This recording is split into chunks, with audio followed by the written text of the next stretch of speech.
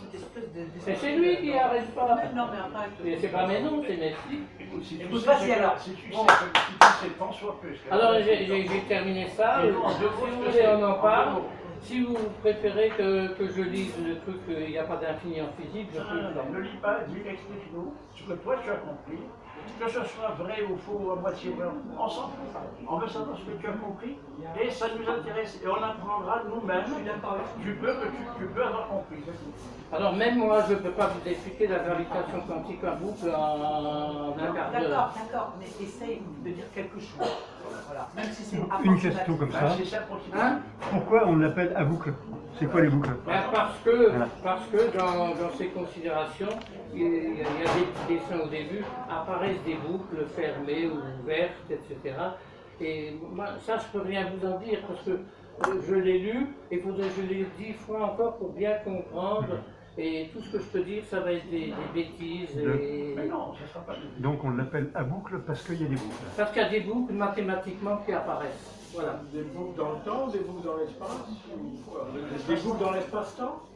Plutôt des boucles dans l'espace-temps, j'ai l'impression. Des boucles dans les champs quantiques.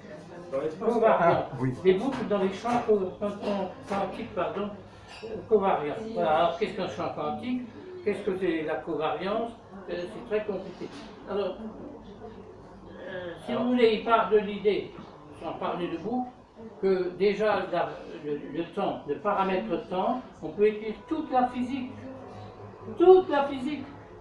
y compris la physique relative, sans écrire le paramètre temps. Alors, je vais vous donner un exemple très simple. Je ne dis pas que c'est facile. Hein. La chute des corps, on sait, tout le monde sait plus ou moins ici que eux, la distance parcourue, je lâche mon truc, je fais abstraction de la résistance, les trucs qui tombent, c'est l'espace parcouru, c'est un demi de G, T au carré. Vous connaissez ça? Si je dérive cette équation, on trouve que la vitesse, c'est G multiplié par le temps. Maintenant, j'ai deux équations, et dans ces deux équations, je peux éliminer le paramètre temps.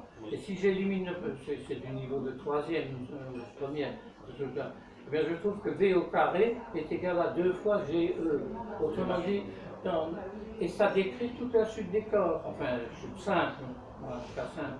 Mais dans V, il y a le temps, donc on ne l'a pas éliminé.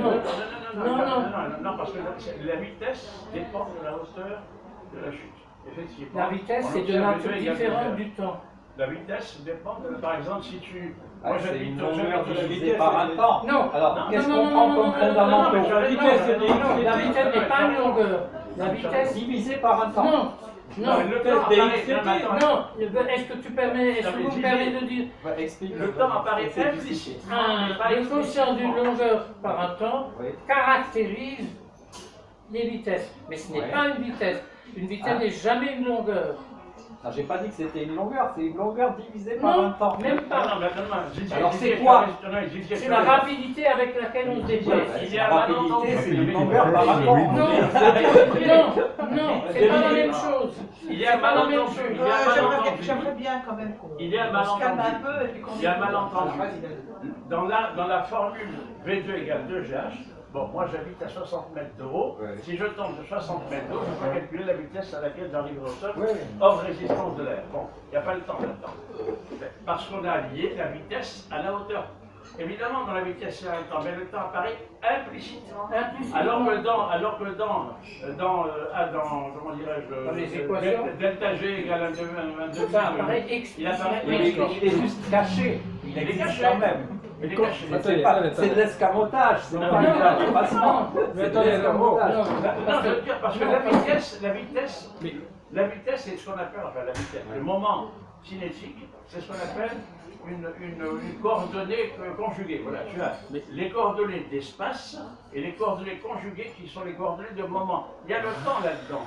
Mais disons, dans l'espace des phases, tu as les 3 coordonnées d'espace, les 3 coordonnées de moment, ça fait 6 coordonnées. Le temps est là-dedans, mais implicitement. D'accord.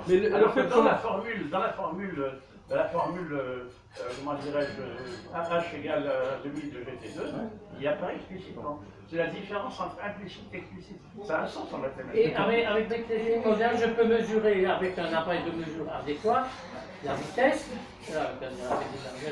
et je peux mesurer l'espace, et je peux mesurer l'accélération, et je peux calculer donc l'espace par plus exactement. Si j'ai V2 égale 2GE, je peux mesurer G, je peux mesurer E, et j'en déduis la vitesse. Mais je n'ai pas été obligé, je mesure l'accélération avec un radar, ou tout ce que tu veux, enfin, une technique moderne, et puis je peux très bien faire les choses sans écrire T dans la physique. Et on peut faire toute la physique comme ça. Oui, mais ça, D'accord, ça mais m'apporte quoi? qu'est-ce qu'elle nous apporte d'éliminer T? Ouais, qu'est-ce que ça nous apporte d'éliminer T? Eh ben, Ça n'enlève Qu'est-ce pas que la c'est? réalité du Bah oui, temps. bien sûr. Est-ce que vous voulez que je peux répondre? Je peux répondre. Non, mais il y a- On il y a tous un une montre, hein? parce que peu On a importe tous une montre, hein? Oui, mais la montre ne te donne pas de temps. La montre te donne simplement l'espace parcouru ou l'envie parcouru. C'est tout. Et D'accord. on en déduit le temps. Mais qu'est-ce que ça apporte d'éliminer? C'est un jeu. Là, on met les deux équations, Eh ben, on élimine T. Tout le monde fait ça. J'aimerais en que thèse de sixième. Carlo Rovelli, qui est plus intelligent que moi, plus voxige que moi, il vous répondrait. Moi, je vais vous dire, vous posez cette question, excusez-moi d'être brutal, parce que vous n'avez pas compris l'essence même de la nature physique des choses. Si vous aviez compris l'essence même de la nature physique des choses, vous ne poseriez pas cette question. Voilà ma réponse. Alors, tu fais exactement comme les religieux qui disent il ne faut pas poser cette question. Voilà, C'est exactement. dogmatique. Non, Ah, non, si, tout non, à fait. mais laisse-moi finir. Non, parce que si tu le veux, tu peux être élève de Carlo Rovelli et des grands qui vont t'expliquer mieux que moi. Non, mais attends, est-ce que je peux faire un commentaire? C'est pas dogmatique. Si tu, Là, Mais pour dire qu'il comprend mieux que tout le monde, je me fâche pas. Là, je crois qu'on Je vais faire un petit commentaire. on tourne en boucle. Bon, Hein. il y a plusieurs commentaires. Bon, je ferai un commentaire général sur le texte que j'ai avalé. Bon. Mais je le ferai après.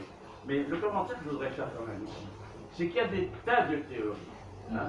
Il y a la supersymétrie, il y a la théorie des cordes, il y a la gravitation en boucle, il y a la gravitation quantique, il y a des tas de théories qui sont de beaux jeux mathématiques, qui sont faits par des gens très compétents dans le domaine de la mathématique, qui connaissent aussi la physique probablement, mais qui n'ont mené à aucune observation. La relativité générale a mené à des observations, non seulement au niveau cosmique, mais même au niveau du laboratoire. Dans mon laboratoire, il y a un appareil à effet Musbauer, dans une salle qui mesure 10 mètres de haut. Eh bien, tu peux mesurer les effets du redshift, de la relativité générale en laboratoire et au niveau cosmique. Ça donne lieu à des observations réelles. Donc la relativité restreinte, comme la relativité générale, ont donné lieu à des observations réelles. La physique est une science expérimentale, c'est pas une science spéculative. Mais tu veux dire que j'ai un nez au milieu de la figure, je le sais ça. Laisse-moi terminer s'il te plaît. Or, aujourd'hui, il y a beaucoup de gens que je connais très bien, je connais mieux que toi, c'est mes collègues. Bon. Oui. Il y a beaucoup de gens que je connais très bien. Il y a Madame Tonla, par exemple, qui a amélioré, si tu veux, la présentation mathématique de la relativité générale. Elle a dirigé des tas de gens, mais elle n'a jamais prévu quelque chose qui a été observé. Bon, je suis désolé. Voilà, donc il y a des tas de gens qui font des tas de théories. Par exemple, je pense au fermions de, comment il s'appelle encore un italien, Majorana. Bon, eh bien, les fermions de Majorana, je suis désolé, d'abord j'ai démontré que ça ne peut pas exister. Et puis, de toute façon, ça n'a jamais été observé. Moi, je pense que ça ne peut pas exister parce que ça ne correspond pas à mon interprétation. Mais ça n'a jamais été. Alors on peut faire des tas de trucs tant que ce n'est pas observé. Le boson de Higgs, c'était des calculs très élaborés. Il y a 3 personnes qui ont contribué. Il n'y a pas que Higgs, il y a Engler de plein de projets, qui est mort, qui n'a pas eu de Nobel. Ça a donné lieu, mais longtemps après, à une observation. On n'est même pas sûr d'ailleurs que ce soit le boson de Higgs, parce qu'on ne connaît pas son spin exactement. Il est dans le domaine d'énergie-masse. C'est un boson, on sait aussi que c'est un boson dans le bon domaine d'énergie-masse, mais on ne sait pas exactement si c'est le vrai boson de Higgs. On ne sait pas encore, il faut le savoir. Bon. Mais enfin, on a vu quelque chose. La physique est une science expérimentale. On n'est plus chez les Grecs, où on disait tout est le contraire de tout. Il y en a qui disaient la Terre est plate, la Terre est ronde, elle tourne autour du Soleil, c'est le contraire, et ainsi de suite. Non, actuellement, la physique doit donner lieu à des observations. Voilà. Alors, ces histoires de relativité en boucle, moi, ça m'a intéressé, je comprends ce que c'est. La théorie des corps, c'est pareil, je ne connais pas grand-chose. Mais la supersymétrie, il y a des tas d'articles qui paraissent mais ça n'a donné lieu à aucune observation. Et quant au ferment de Majorana, moi j'ai démontré que ça peut faire une... Voilà. Alors, si ça comment dirais-je, si c'est observé un jour, ben, j'irai à Canossa, voilà. Ça c'est en général. Maintenant, sur ce qu'a lu tout à l'heure Gérard, moi je vais dire une chose. Mon sentiment, c'est qu'il en est resté à la problématique très catholique, science et religion. Tu l'as bien dit, il est italien, catholique, donc il en est resté à la vieille problématique science et religion, qui a été largement dépassée depuis plus d'un siècle dans le monde anglo-saxon. Si tu étais venu à ma conférence à la mairie du 7e, science et religion, là, j'aurais pu apprendre quelque chose. Donc, il en est resté à cette problématique, science et religion, qui est complètement dépassée aujourd'hui. Voilà, c'est tout. Je regrette que, enfin bon, je sais bien qu'il fait allusion au mine de ne pas y toucher aux idées religieuses, mais en général, mais voilà les boucles, enfin du moins un truc, mais je ne peux pas t'expliquer ce que c'est trop long, c'est trop compliqué. C'est comme si je devais t'apprendre à jouer le concerto de violon de l'Intel, je ne peux pas te le faire en 5 minutes. Là. Si tu le sais pas, c'est pas grave, hein, je veux dire, c'est pas... Je sais commencer à dire des choses, mais par exemple des Il ne faut groupes... pas oublier que c'est un Alsacien et que, comme tout Alsacien qui se respecte, là, quand il prend la parole, c'est qu'il veut quand même être au plus près de la vérité de Carlo. Et donc il a peur de dire des conneries. Mais moi je pense que tu as le droit de faire des conneries, de dire des conneries. Non, mais tu as d'autant plus le droit de dire des conneries que nous, ensemble, on peut rectifier la connerie. Je vais prendre une métaphore. Je vais prendre une métaphore. Je suis dans l'état d'un élève de 6e à qui tu demanderais d'expliquer ce que c'est qu'une dérivée d'une fonction. Voilà. Oui, bon, c'est pas grave. Est-ce qu'un élève de 6e, même s'il en a entendu parler, est-ce que, ou s'il a lu un bouquin de maths, est-ce qu'il est capable correctement de te dire ce que c'est qu'une dérivée? C'est pas grave, moi non plus, je ne sais pas d'ailleurs. Voilà. Mais la question que je te pose, ça tu pourrais le savoir, tu as lu son livre, c'est est-ce que ça a donné lieu à un semblant d'ombre de prévision ou de conjecture de phénomène ou d'observation. Voilà. Alors, là aussi. Parce que la relativité générale, il y a eu beaucoup d'observations. Oui, mais ça, c'est encore un état de foetus. C'est un embryon qui est encore dans le sein de sa mère. Et la théorie est loin d'être achevée.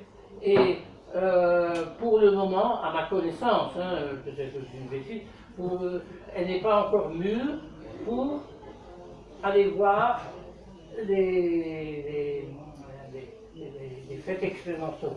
Et toi, tu voudrais que Saint-Augustin il soit devenu saint avant d'être né. C'est pas possible, ça.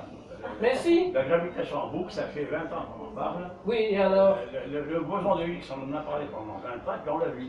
C'est tout. Qu'est-ce que c'est que la matière noire, ça fait depuis de suite, dans les années 25, la matière noire, je serai. On n'a toujours pas trouvé. Exceptionnellement, je pense que Sanchez a mis le doigt sur quelque chose d'important. Il pense que la matière noire, c'est une matière ordinaire avec un déphasage. Enfin, il croit avoir inventé l'oscillation matière-antimatière, c'est dans De Broglie, parce que, je veux dire, lui, il croit avoir tout inventé. C'est dans un ouvrage de Broglie en 1934. En tout cas, il a mis le doigt sur quelque chose d'important, qui est que c'est une oscillation qui est comment dirais-je, en déphasage de pi sur 2 sur la matière ordinaire, dans la fameuse oscillation matière-antimatière. Il a une idée, bon, il faut la développer mathématiquement, mais c'est une idée physique, alors que qui pourrait donner lieu à des conséquences. Bon. Alors que là, bon, moi je veux te dire, je ne suis pas raciste, mais l'italien, je vous le fais un petit peu. Il y a Majorana. Bon, il y a Fermi tout de même qui n'est pas de dernier. Majorana, moi,